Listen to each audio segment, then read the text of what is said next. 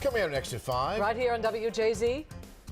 Following the money, I'm Mike Helgren at City Hall with the latest in the investigation into campaign finance violations by one of Mayor Pugh's top aides. 2 schools in Anne Arundel County on high alert after several racial threats target students. I'm Amy Yenzi with how the schools are responding and what parents are saying next on WJZ. Steve Bisciotti is disappointed but not angry that the Ravens did not make the playoffs. I'm Mark Viviano in Owings Mills. The team owner speaks out when Eyewitness News continues. Eyewitness News at 5 starts right now. This is WJZ TV, Baltimore. In your community, where you live. Now, it's WJZ, Maryland's news station. Hi, everyone. I'm Jessica Cartalia. I'm Mary Bubal, and here's what people are talking about. Breaking news moments ago, the verdict is announced in the sentencing trial of convicted mass murderer Dylan Roof. He is sentenced to death. During closing arguments today, Roof told the jury he knew he could ask them to spare his life, but wasn't sure what good that would do. Roof was found guilty of shooting and killing 9 African-American church members in 2015. The 22-year-old did not apologize for the massacre. He is the first to get the death penalty for federal hate crimes. A freezing rain advisory set to go into effect in about an hour for several counties in our region. Taking a live look outside with the cold temperatures and wet conditions, the roads could be pretty slick tonight. WJZ is live with first warning weather coverage. Meteorologist Chelsea Ingram is live at Belvedere Square with the WJZ Mobile Weather Lab. But first, Bob Dirk is tracking the wintry precipitation headed our way. Bob? And this morning, some folks saw some light snow flurry activity that moved through the region. Somewhat warmer air trying to move in overhead, but that's also creating some precipitation. Right now, we're down to 33 degrees here from the city on south. It's above freezing, but north of us, as you see, Westminster at 31. Bel Air at 32, Hagerstown also at 32, 28 and 30 out to the west. And because of that, this light precip that's moving across the region right now is going to kind of be load up a little bit later on. We could see some freezing drizzle, even some snowflakes and sleet, particularly north of the Maryland-PA border. And that can cause some slick conditions because the ground is still cold and frozen from the cold temperatures of the last several days. Now, that advisory going into effect tonight through 1 in the morning for all areas, northern Harford County, Baltimore County, north of the Beltway, all of Carroll, Frederick, and all those areas west and north of us through late tonight into early tomorrow morning. But there will be warmer air eventually moving our way. Chelsea, here's a look at just how mild it's expected to get. Chelsea? Hi, everyone. We're live here at Belvedere Square with the WJZ Mobile Weather Lab. And guess what? We're finally above freezing for the first time in a few days here in Baltimore. 34.8 degrees. Now, I'll tell you, it's the warmer air that's moving on in that's actually the problem and the reason why some areas might see some freezing rain later on tonight. But we still have that cold air at the surface in a lot of spots. We are going to continue to get warmer, though. That is the trend as we head into tomorrow. And not only tomorrow, also on Thursday. And Thursday is actually going to be the warmest day of the week. Take a look at this graphic. By Wednesday, we'll be in the upper 40s to possibly even low 50s in some spots.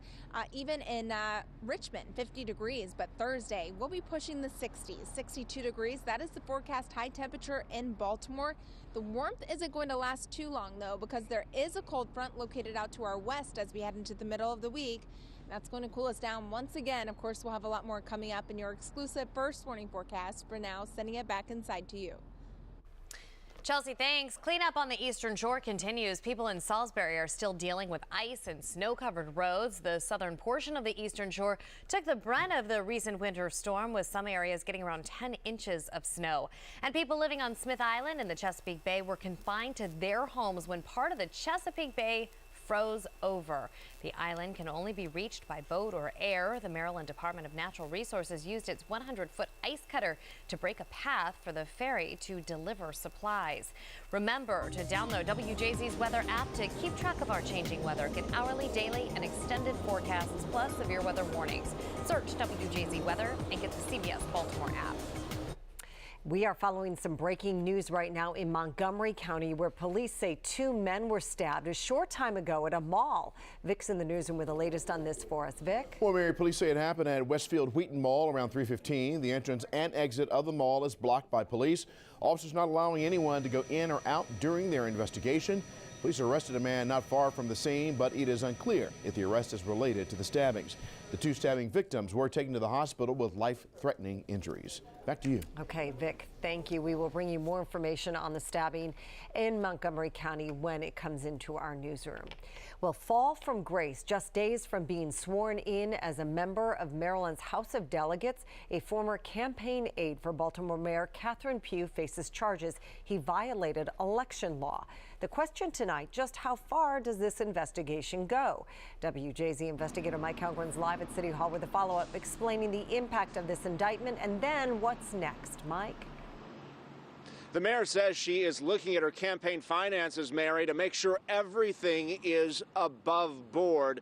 The state prosecutor has given no indication that more indictments are on the horizon, but a citizen group says they have complained about other irregularities. It was a surprise that it took this long. Hassan Giordano's activist group raised alarm about voter and campaign finance irregularities in the last mayoral election.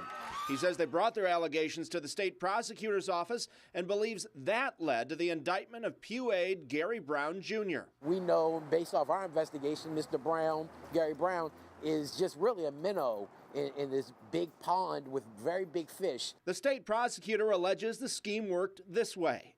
Brown provided money to his mother, brother, and stepfather, who then donated it to Catherine Pugh's campaign for mayor. In all, Brown is alleged to have given them $18,000 in contributions, far beyond the $6,000 maximum per person allowed under the law.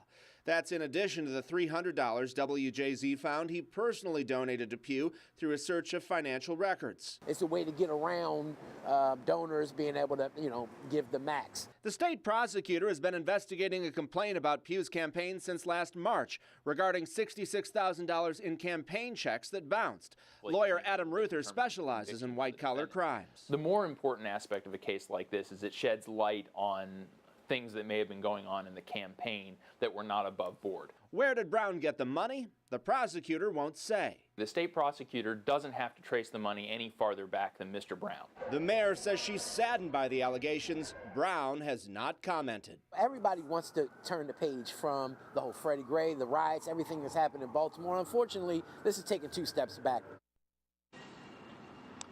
Again, Brown is the only person indicted. He's considered innocent until proven guilty, and the state prosecutor does not comment on ongoing investigations. Mary.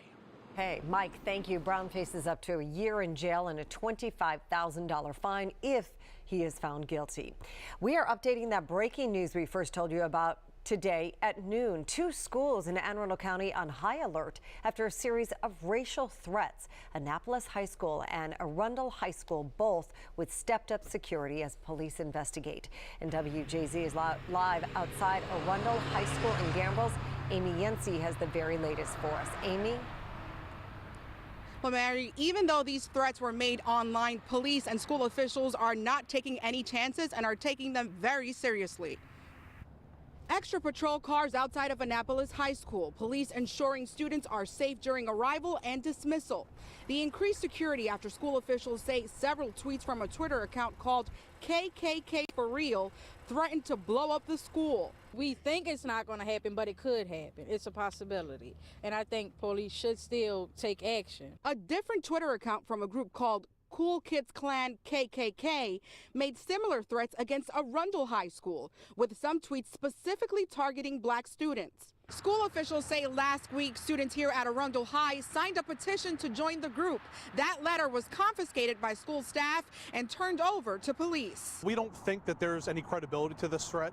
Any threats we take very seriously, especially threats to our school. Our student safety here in Anne Arundel County is a major priority.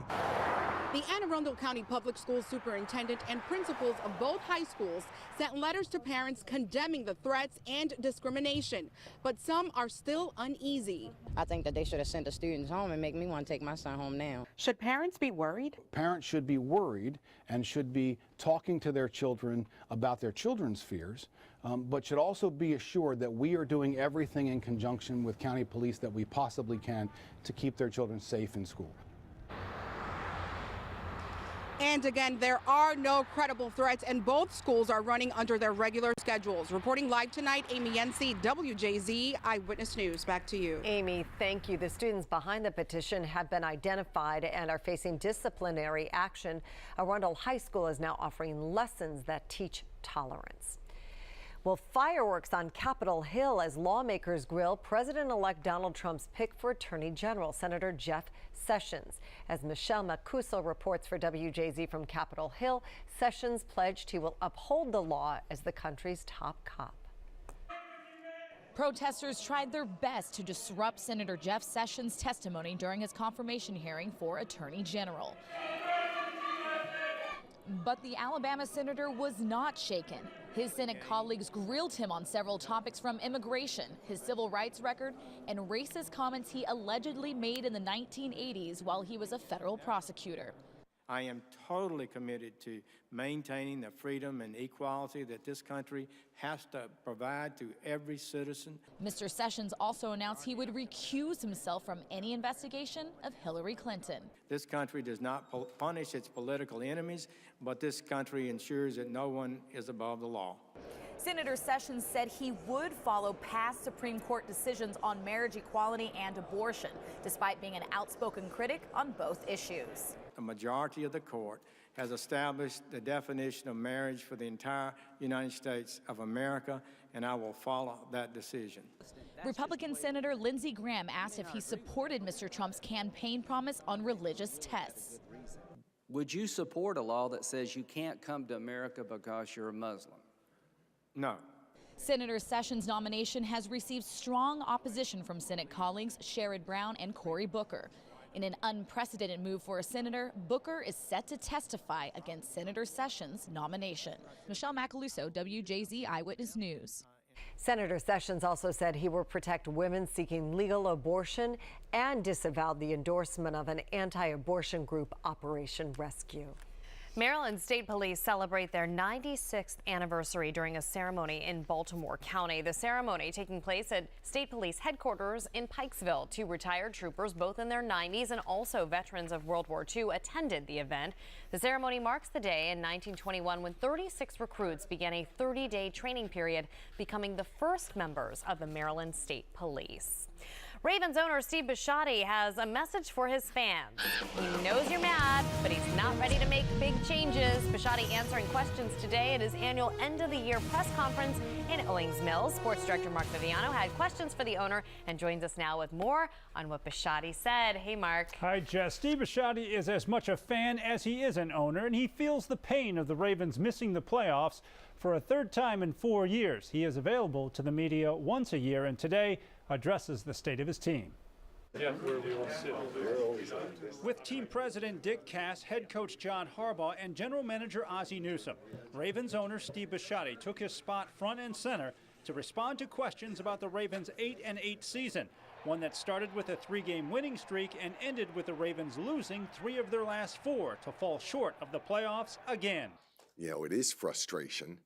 I can't say it's anger. I don't think that you can properly, I don't think that you can manage anything really with anger. Anger aside, Bisciotti admits concern. 4 years ago, he raised a Super Bowl trophy, and his team has had just one winning season since. He's heard from the fans, some of whom want him to fire his coach and his general manager. But Bisciotti tells me he has trust in Harbaugh and Newsome, referring to them as his partners. I didn't get where I was by just firing people. I think it's a bad model, especially in this business. And so, but I don't have as much to fall back on except then say, trust me, this is the right way to run a business.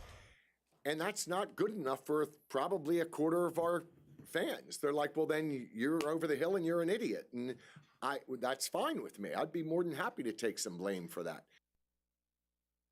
And something else some fans won't be happy to hear. The Ravens announced the likelihood of a ticket price increase this coming season. It would be the first increase in 4 years, Jess. Really interesting comments, Mark. Thank you. Coming up Saturday, the AFC's top seed, the New England Patriots, will host the Houston Texans in the divisional round of the AFC playoffs. You can see that game live right here on WJZ at 8 o'clock. And still ahead on WJZ's Eyewitness News at 5, surprising new details in a high-profile robbery investigation. Who French police took into custody for robbing Kim Kardashian West of millions of dollars in jewelry.